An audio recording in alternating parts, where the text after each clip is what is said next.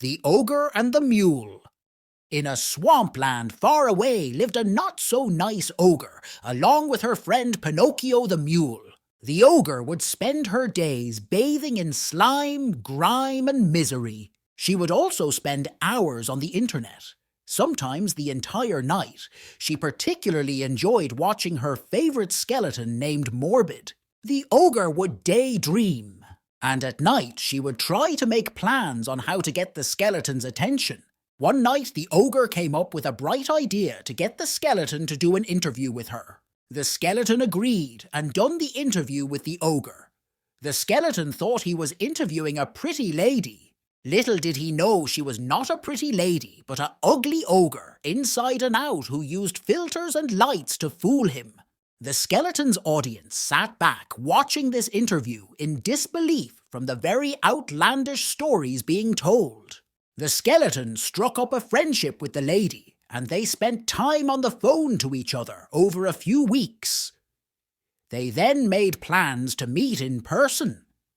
The skeleton booked and paid for the flights for this lady to visit him.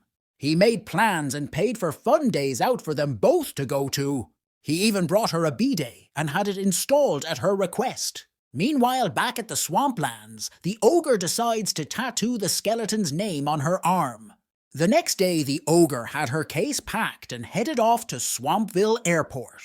The ogre jumped on her plane and headed to California. The skeleton was waiting at California Airport. He knew her flight had landed. He had been sat waiting for quite some time.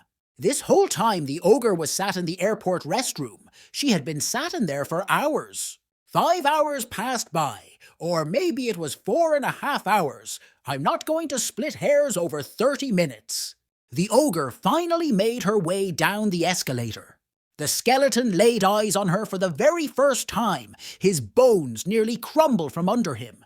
He was shocked, and this is when he realized that she was a catfish. Being the kind skeleton that he is, he decided to still go ahead with their plans and accommodate the ogre. He had spent a lot of money, he had made plans, and he wanted to give things a chance. They spent time chatting to one another. He told the ogre about all of the fun plans he had made for them both. The skeleton made sure the ogre was very well taken care of. He brought her everything she needed during her stay with him. She enjoyed coffee brandy, she needed lady pads, extra large, and vape liquid. Over time, the skeleton became frustrated and annoyed. The whole time the ogre was there, she sat on the floor doing her makeup. She didn't want to go out and have fun on the trips the skeleton had planned. This ended up causing some friction between them both. The ogre got very upset because the skeleton had enough. He asked her to leave and go their separate ways. The ogre just sat on the couch, denting it while crying non-stop. I myself would call these crocodile tears. The ogre cried for hours, protesting from the dented couch. The skeleton was at the end of his tether with the ogre, so he decided to call the police to help have the ogre removed from his home without it becoming more out of hand than it already was.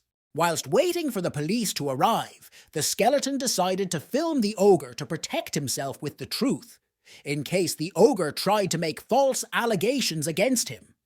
Smart move, skeleton. He even filmed his own tattoo on his hand to show it was him sat in another room from the ogre. The ogre then decided to take her phone out and start filming the skeleton, rather than get her butt off of the couch and start packing her belongings. Time passed by. The police finally arrived. They spoke to both the skeleton and the ogre. Both of their statements matched up. The ogre was asked to gather her belongings together, even though some of those belongings she packed were not hers. The ogre then plonked herself onto the floor, still bawling her big ogre eyes out, while trying to pack the rest of her things in her case. With both police officers patiently looking over her, they were not impressed. The ogre really did have some cheek. She was so mean she even stole a white envelope with $400 of the skeleton's money in it. off of his kitchen counter. The skeleton was a real gentleman, or should I say gentle bones. He offered to pay for a fancy hotel for the ogre to stay in before catching her flight back home to the swamplands the next morning, and he also offered to pay for a Uber to get her there. Both of these gestures were offered to make sure she was safe. The ogre finally left, and the skeleton managed to get some good sleep. But the very next morning, his phone began ringing. He answered, and the sound of ogre blasted out. She was pleading for him to come collect her from the hotel. She wanted to go back to his home. The skeleton quite rightly refused, so the ogre finally got on her plane and cleared off. Good riddance. Once the ogre got back home to her swamp, she became even more crazy. She got straight onto the internet and tracked down the skeleton's old trolls, nasty, hateful old trolls that had tried to cause the skeleton problems for many years. There was one troll in particular that the ogre decided to team up with. They became YouTube lovers. The ogre got to work going up on panels with this troll to spread hate and terrible lies all across the internet about the skeleton. The ogre also tried to say the skeleton kicked her out of his home in the middle of the dark night. This was untrue. Liar, liar, pants on fire. She also said she has narcolepsy, a condition that makes her nod off to sleep. She felt she had the right to stay there having this condition. But that doesn't seem to stop her doing her 12-hour hate streams night after night. Such a dumb. Oh, and did I tell you? She also said that she has cataplexy, a condition that can make her fall over or lose control of her facial expressions. Maybe this is the reason we see a distorted face when she does her hate streams, along with her filters and lights. Just a thought. She tells everyone that the skeleton was mean to kick her out into the dark night with these conditions. But again, that is not true. He didn't kick her out into the dark, scary night. He offered her a Uber and fancy hotel paid for by him. Yes, ogre, you are telling porky pies once again. The ogre continued with her revenge, her hate campaign.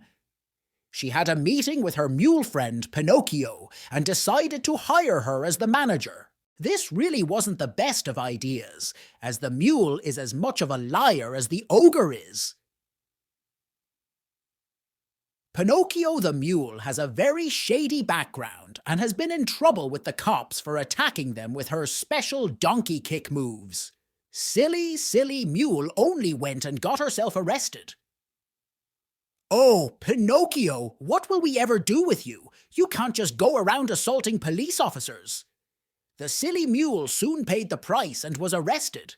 She was taken off for a ride in a police car. Once at the station, the silly mule thought she was on a photo shoot. It was in fact her mug shots being taken. I bet the silly mule gave the biggest grin with those old donkey teeth. The officer had to ask the mule to keep her eye on the camera because it kept wandering off. 50 photos later, the officer finally got a correct mugshot. The silly mule then gained herself a charge and her very own criminal certificate.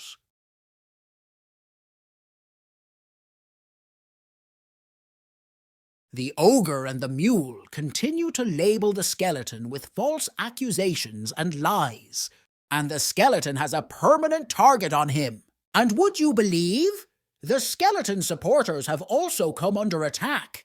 Bad move, ogre. Bad move, mule. But one more thing that everyone should remember. This is no ordinary skeleton. He knows this stomping ground extremely well. He is tough. He is still standing, even on those bony legs of his. He won't be pushed away. You all want to know why. Because he is the greatest skeleton of all time. And we all know this story isn't over. To be continued.